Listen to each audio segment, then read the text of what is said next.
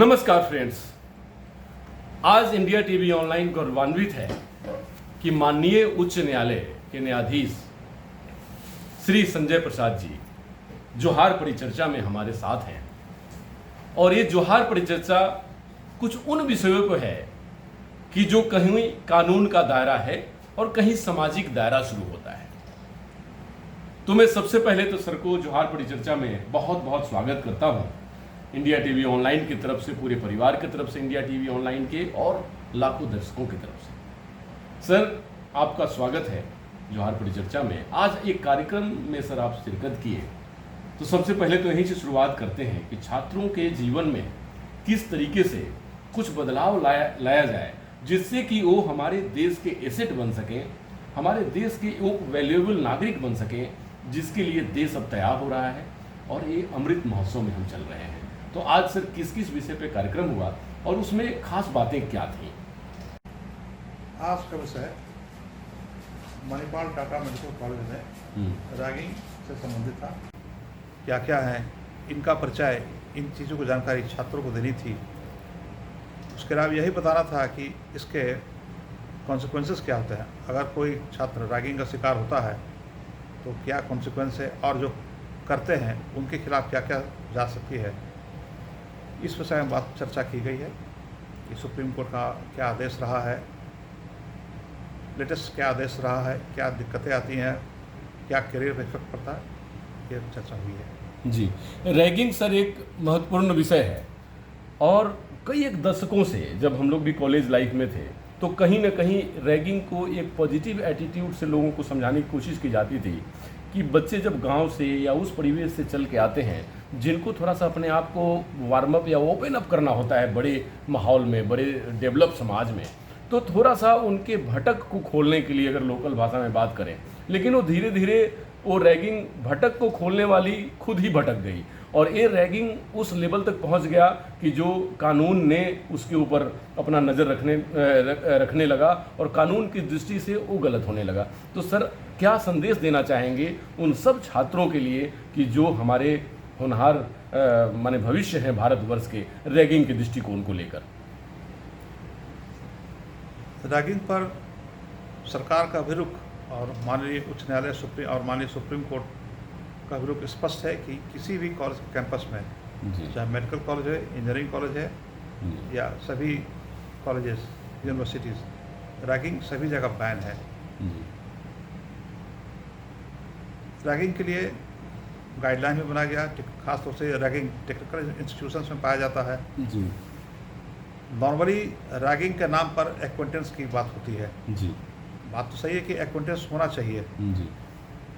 First year के student को second year के स्टूडेंट बताएं, अगर बड़ा भाई बनकर बताएं, दोस्त बनकर बताएं, तो वो समझेंगे, उनका डर दूर होगा, उनका भय दूर होगा।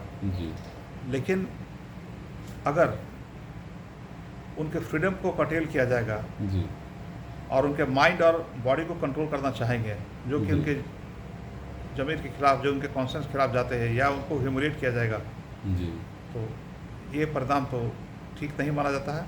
इस पर सख्त कानून है। वर्ष 1993 में,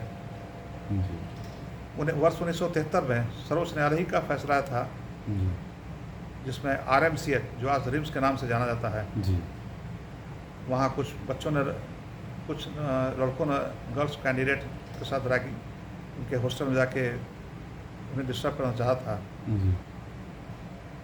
कुछ बच्चों को रिस्ट्रिकेट किया गया, जो कि अप टू सुप्रीम कोर्ट तक को माना गया कि बच्चों ने गलती की है, तो कोर्ट ने वहाँ पर उनके पक्ष को नहीं माना, ये कहा कि रैगिंग हुई गलत हुई है। तो कॉन्सिक्वेंस बहुत टफ है। वो बच्चे जो कि माता पिता जो अपने सपनों के साथ बच्चों को सजा के भेजते हैं कि वो बच्चा पढ़ाई करे, उसे पढ़ाई का मौका मिलना चाहिए। और वैसे भटके बच्चे जो कि रैगिंग करते हैं, जिनका करियर खत्म हो जाता है, वो जागरूक रहें कि वो गलतियां ना हो। अभी हाल में भी वर्ष 2020 में भी इस तरह का घटना हुई है, जिसमें हमारे सुप्रीम कोर्ट का निर्देश मिला है। हालांकि उन स्टूडेंट्स की पढ़ाई तो बच गई, लेकिन इंसिडेंट्स होने के बाद काफ़ी उन्हें परेशानी, अभी यहाँ तक कि उन्हें कुछ समय तक जुडिशल कस्टडी में रहने पड़ा। तो ये कहीं का तो करियर पर भी इफेक्ट करता है, एक समाज पर भी प्रभाव छोड़ता है।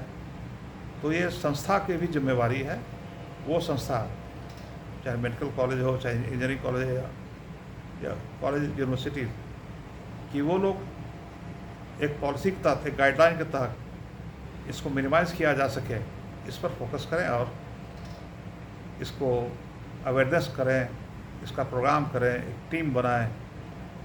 उसके लिए गाइडलाइन दिया हुआ है। राघवन कमेटी की रिपोर्ट भी है 2006 की, सुप्रीम कोर्ट के 2009 के जजमेंट है, गाइडलाइन है। अगर उसको स्ट्रिक्टली फॉलो किया जाएगा तो रैगिंग को मिनिमाइज़ किया जा सकता है। वर्चुअली नो रैगिंग या जीरो रैगिंग के कंसेप्ट पर काम करना चाहिए। जी, बहुत बहुत धन्यवाद सर। सर, एक चीज़ और है कि स्कूल और कॉलेज में लॉ के एजुकेशन को देने की बड़ी आवश्यकता है। मैं विदेशों में देखता हूँ कि कानून की शिक्षा बड़े सारे स्कूल में, कॉलेज में दिए जाते हैं, बेसिक लेवल का कानून जो हमारे डे टू डे लाइफ में यूज टू है। तो क्या ऐसा लगता है कि सर हमारे देश में भी स्कूल कॉलेज में कुछ ऐसी विधा होनी चाहिए, ट्रेनिंग, सेमिनार, कॉन्फ्रेंसेस, कि जिससे कि हमारे युवाओं को जो बेसिक लॉ है, डे टू डे का लॉ है, वो जानकारी उनको मिल सके? ये विषय सरकार को तय करना चाहिए। जी। जहाँ तक पर्सनल व्यू की बात है, मेरा ये पर्सनल व्यू है कि कानून की जानकारी होनी चाहिए और उन कानूनों की जानकारी सही पब्लिक को होनी चाहिए जो कि जानना जरूरी है, अपने लिए भी और दूसरों को बचाने के लिए भी। तो कानून की जानकारी अच्छी है, एक आम नागरिक जानेगा तो गलतियां होने की संभावना कम रहेगी। कानून जानने का फ़ायदा तो ये ज़रूर है, वो गलती करने में से शायद बच जाए। जो गलती जाने अनजाने कर रहा शायद उस दिशा में ना जाए। कानून भी जाने या कानून में क्या सज़ा का प्रावधान है, अगर ये लोग जान जाएं तो शायद गलतियाँ और कम हों। जी, सेकंड लास्ट नोट पे सर, कि सर कानून हम लोग देखते हैं कि कोर्ट में या लोअर कोर्ट से लेकर बहुत आगे तक भी काफ़ी केसेस, अब छोटी छोटी बातों में भी लोग जो है कानून के शरण में जा रहे हैं। पब्लिक अवेयरनेस की कमी कह लीजिए, या वो कह लीजिए कि जो पंचायत लेवल पे पहले मामले को निपटारा हो जाता था आपस में मिल बैठ के, पंच परमेश्वर की जो बात थी, लेकिन शायद वो कहीं ना कहीं परंपरा हमसे टूटती जा रही है और छूटती जा रही है वो सारी चीज़ें।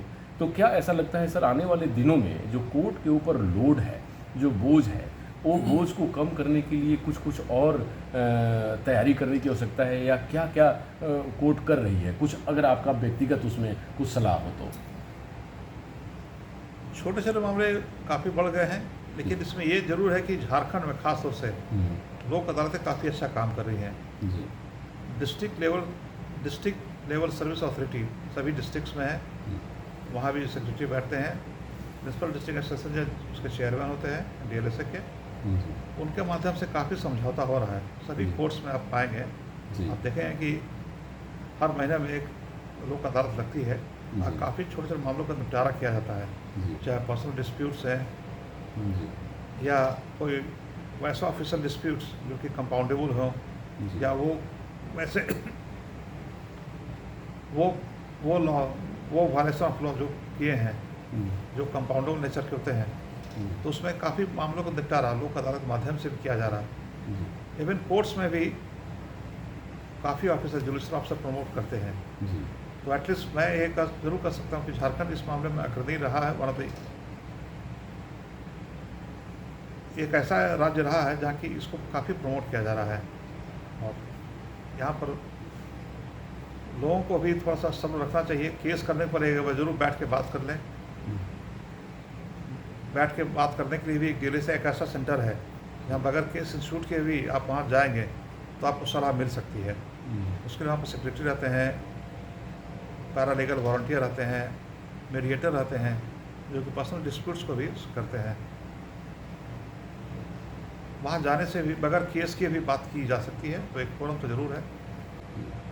तो एक मीडिएशन है कि जो कि हम लोगों को एक बहुत बड़ा रोल या एक बहुत बड़ी संबल देती है पब्लिक को, कि कोर्ट में नहीं जाके भी अपने मामले को निपटान कर सकते हैं और वो समझौता करके अपने जीवन को राजी खुशी जी सकते हैं। बगैर केस किए भी वहाँ उनको राय मिल जाएगी, वहाँ जाकर पूछेगा तो उनको राय मिल जाती है। जी सर, अब लास्ट नोट में है, क्योंकि हम सब लोग युवा हैं, आज अमृत महोत्सव के बीच में हम लोग चल रहे हैं और देश अब हमारे 100 साल आज़ादी का पूरा करेगा।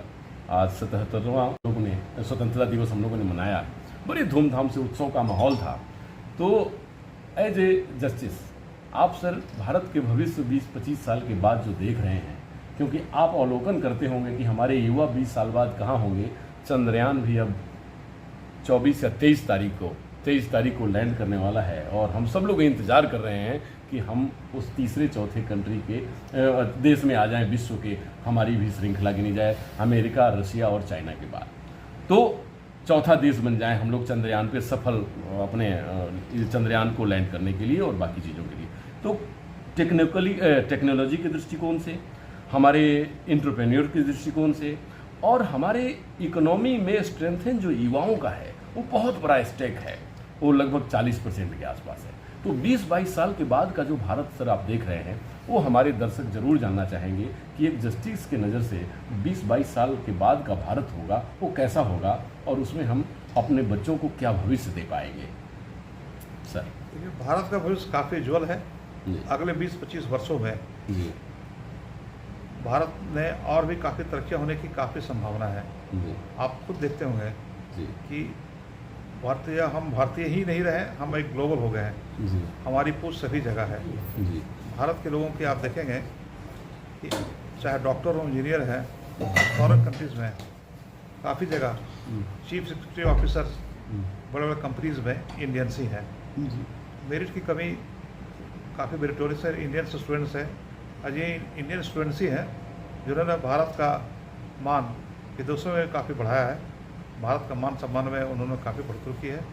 इसलिए मेरा पर्सनल तौर पर मानना है कि भारत के युवा काफ़ी प्रतिभाशाली हैं। भारत में आगे और भी काफ़ी तरक्कियाँ होंगी और देश और विदेशों में वो भारत का नाम रोशन करेंगे, ऐसा मेरा विश्वास है।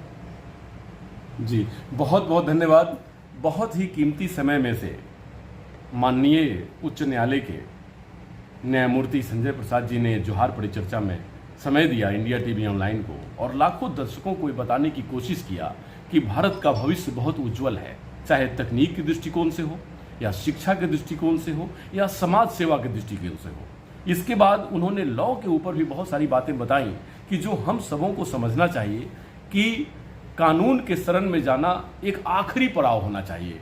उससे पहले हम समाज को समाजीकरण के दृष्टिकोण से, सामाजिक वैभव और उसके शिष्टाचार के दृष्टिकोण से बहुत सारे मामले को निपटा सकते हैं।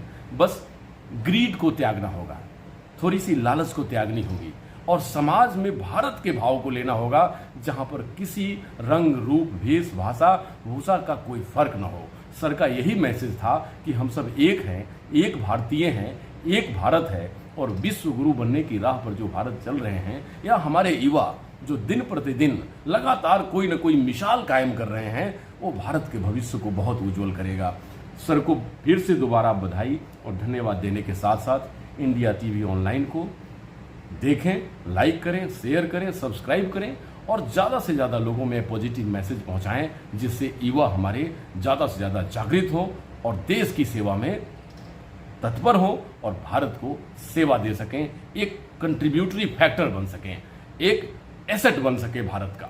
नमस्कार, डॉक्टर अनु शर्मा के